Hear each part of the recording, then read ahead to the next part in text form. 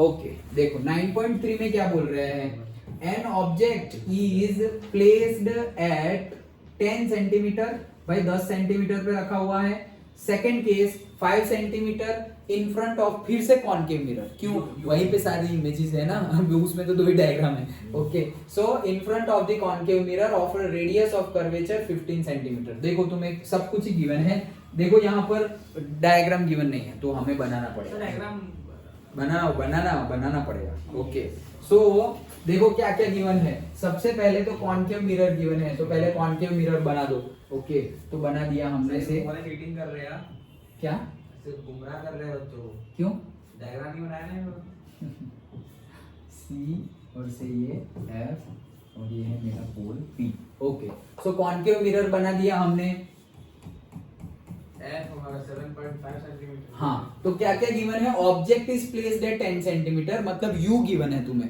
Okay 5 दूसरा case में, and radius of curvature कितना है 15, मतलब सी से लेकर के पी तक का डिस्टेंस कितना है 15 सेंटीमीटर।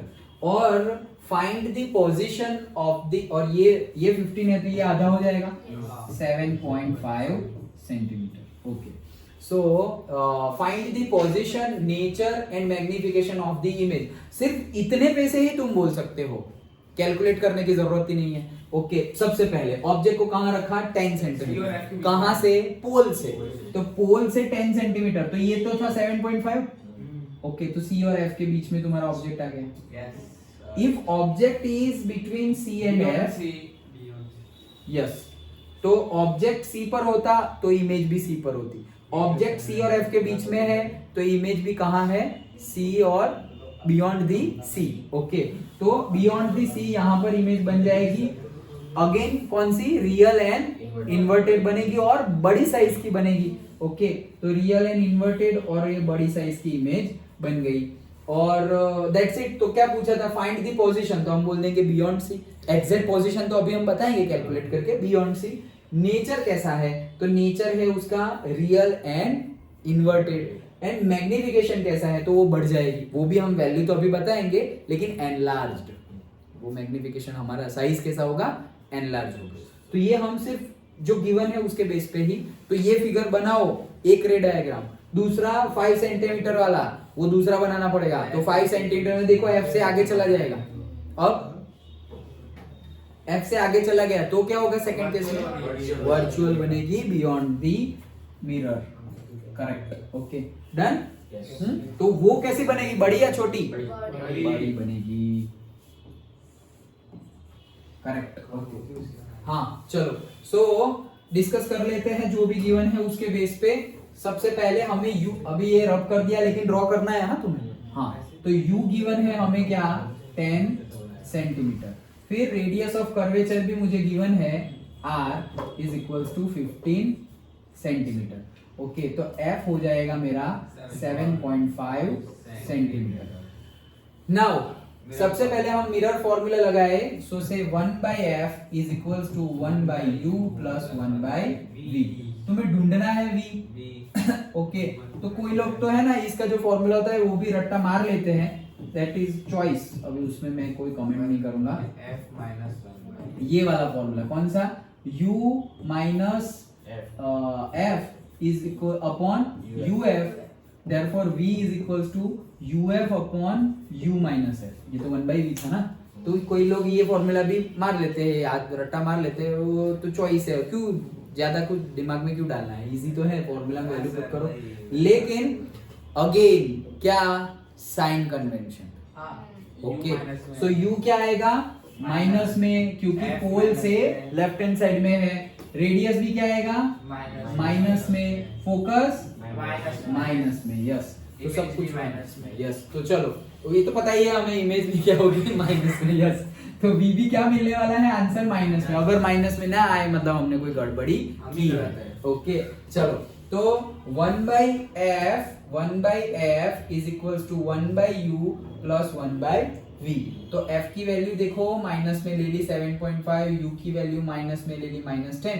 सॉल्व करोगे तो आंसर आएगा -30। माइनस आंसर आया मतलब सही है, सही है। डन। एलसीएम लेके मल्टीप्लाई करना है, that's it. So the image is 30 centimeter from the mirror on the same side as the object. दूसरा केस तो अभी अच्छा मैग्निफिकेशन भी ले लो. So minus v by u हमारा फॉर्मूला है. सो माइनस वी की जगह आया है -30, यू की जगह आएगा -10, तो वो आ जाएगा -3. -3 क्या शो करता है कि देखा हमने डिस्कस किया था मैग्निफिकेशन से हमें भी सब कुछ पता चल जाएगा. पहले तो 3 मतलब क्या एनलार्ज्ड है. ओके और माइनस है मतलब वो शो करता है कि तुम्हारी रियल एंड इन्वर्टेड इमेज मिली हुई है.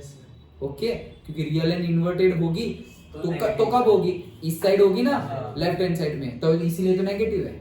वर्चुअल एंड इरेक्ट होती तो राइट हैंड साइड में होती, तो मैग्निफिकेशन क्या मिलता? पॉजिटिव, जो सेकंड केस में मिलेगा. Okay done. चलो so that's it, magnified, real and inverted. Now second case, तो second case में भी same formula, mirror formula, 1/f is equals to 1/u plus 1/v. अभी जो u लेंगे हम वो भी क्या होगा? माइनस ही होगा. तो u कहाँ गया? u भी माइनस, f भी माइनस और v तो अभी उस साइड आने वाला है. अच्छा हाँ, तो 1/f is equals to 1/u plus 1/v. तो f भी नेगेटिव और u भी नेगेटिव. अब तुम सॉल्व करोगे तो v का आंसर आ गया देखो 15 सेंटीमीटर पॉजिटिव. तो इसीलिए रे डायग्राम तुमने बनाया ना, तो वो देख के ही मार्क्स दे देंगे. बहुत बढ़िया. वो देख के तो हम सोचेंगे क्यों फोकट का बनाना. तुम्हें 15 सेंटीमीटर पे थोड़ी बनाना है, तुम तो न्यूमेरिकल स्टार्ट करने से पहले ही बना दे रहे हो. तो वो समझ जाएंगे अरे इसको तो पहले से ही पता है कि आंसर पॉजिटिव में आने वाला है. तो it will have a good impact. Okay अगर ज्यादा मार्क्स में न्यूमेरिकल पूछे ना तो दो बार हमारे टाइम पे ऐसा बनाना होता था. पहले बनाओ जैसे अभी हमने बनाया, फिर न्यूमेरिकल गिनो, फिर बोला ना कि 30 सेंटीमीटर आया वर्चुअल एंड इरेक्ट, तो एग्जैक्ट कैलकुलेशन मतलब 30 मतलब एग्जैक्ट 30 ना भी हो लेकिन दिखना चाहिए कि ये 30 है. ऐसा ना हो कि 10 बड़ा दिख रहा है और 30 छोटा दिख रहा है, ऐसा ना होना पाए. ओके तो वो तो वैसा तुम्हें चिंता करने की जरूरत नहीं है.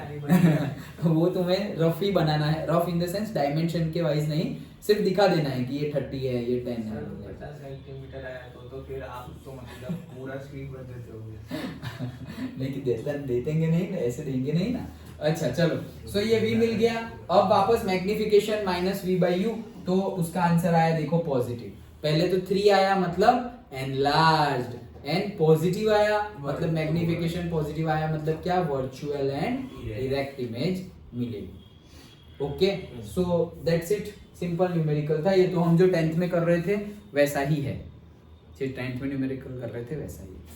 ओके 9.5